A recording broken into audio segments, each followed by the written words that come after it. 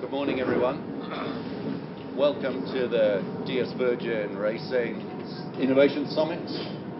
We're here this morning to talk about future mobility and sustainability. We've just had an allegory delaying a minute or so as we put batteries in one of the devices that we'll be talking to you with.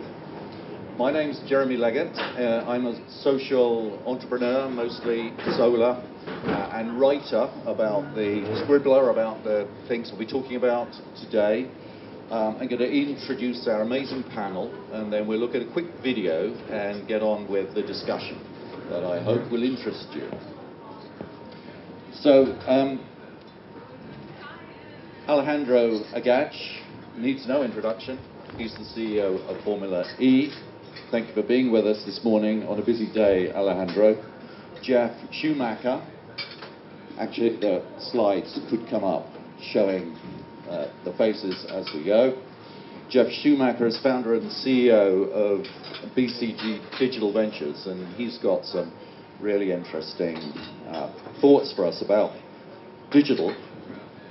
We have Manuela Wilbo, who's head of commercial developments and sustainability at DHL, the logistics company. Bruno Zago, who's sustainability manager for Hewlett-Packard Enterprise, and Alex Ty, who is very kindly standing in for us for Rich Branson, who's slightly delayed, and we hear should be with us by 10 o'clock. Alex is CEO and team principal of DS Virgin Racing. Cue video, please.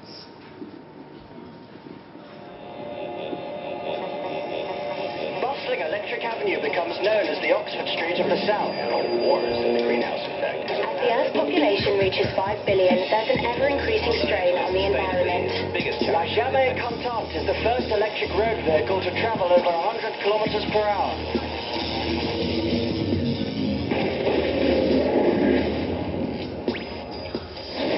Formula E is scheduled to return to London. The question is, will Sam Bird bring home the trophy again in 2016? And it's Sam Bird who takes victory in his hometown of London. Unbelievable.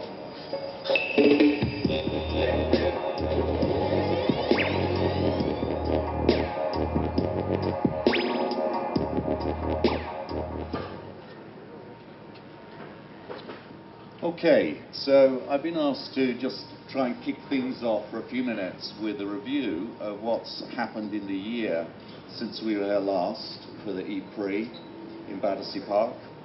It's been an amazing year for the things that this enterprise is on the front lines of. Two things have become really clear in this last year. First of all, we're in the early stages of a great global energy transition. And secondly, the trio of technologies that are central to this enterprise in the park here today are right on the front lines of that. And they're just the precursors of what's coming in the digital applications that will follow in this revolution as it unfolds. And they are, of course, electric vehicles, batteries and their use more generally, and solar energy, renewable energy as a class. Let's look at each of those in turn. Electric vehicles, we now have 1 million on the roads. That happened in the course of the last year. And the growth rate is extraordinary. It was 70% in 2015. So electric vehicles are actually the only class among 19 technologies that are on course to deliver a world safe from global warming below 2 degrees at the moment. Others will follow, of course. But that's the front line we're on with electric vehicles, the real front line. Batteries, of course, are being increasingly applied in buildings across the world, not just in automotive and transportation. They're growing like topsy, their costs are coming down, and big corporate players are increasingly thinking big on how storage will be used in the future. As for solar, it's doubled in size. The global industry, doubled in size every 2 years for the last 14 years. The cost reduction has been completely spectacular, and in recent national auctions for electricity, solar is coming in cheaper today than any other form of energy in the world. That's the revolution we're on the front lines of. And you think of it a bit like a football team, you know. Any one of these technologies on their own, if you want to win the World Championship, you don't just have forwards or a midfield or a defence, you have the whole lot. And we've got these three ranks of technologies that are all world class and every chance of taking the world title. Now, the analogy goes even further, because then you've got the youngsters on the bench, the people who've yet to play much in the actual match. But here I'm alluding, of course, to the digital companies, the people who are going to give us the Internet of Things, the interconnectivity, how all the autonomous vehicles are going to be talking to each other. And these are themes I'm hoping we're going to get into in the discussion. So just a minute or two on what's happened in 2015, going through the different sectors. Let's start with governments. In December last year, every independent nation on the planet agreed a treaty the like of which the world has not seen before. It is a mandate for complete decarbonisation of the energy system of the world. Again, placing this enterprise purely on the front lines. And this wasn't just an empty set of promises. We've seen follow-up. The 5 main countries who delivered this have been very active subsequently. The United States and China have been agreeing pretty impressive bilateral things between the two of them. They're the 2 main emitters, and encouraging all the other nations to sign the treaty, which 175 of them did on Earth Day in April. That is more than have ever signed a treaty in the history of the human experience.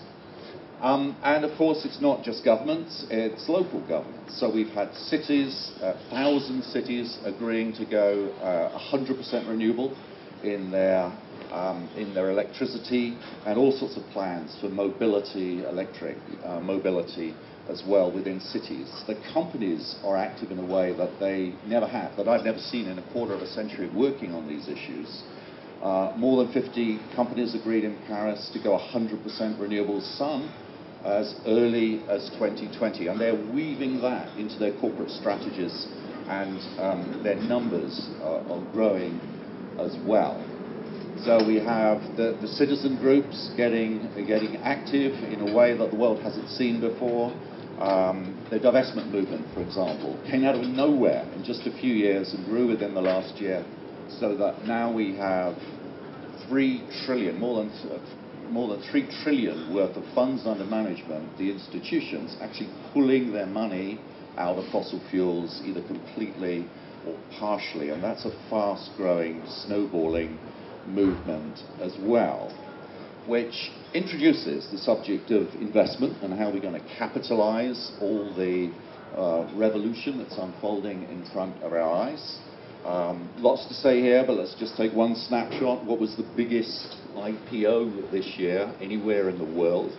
It was a company called Dong Energy that some of you may have heard of. Dong stands for Danish Oil and Natural Gas, except they're not anymore. 75% of their capital is going into renewable energy. So this shows that incumbents can make it across this great transition that Formula E is on the front row of. They're already doing so. They will do so in greater numbers as they defect to this brave new future.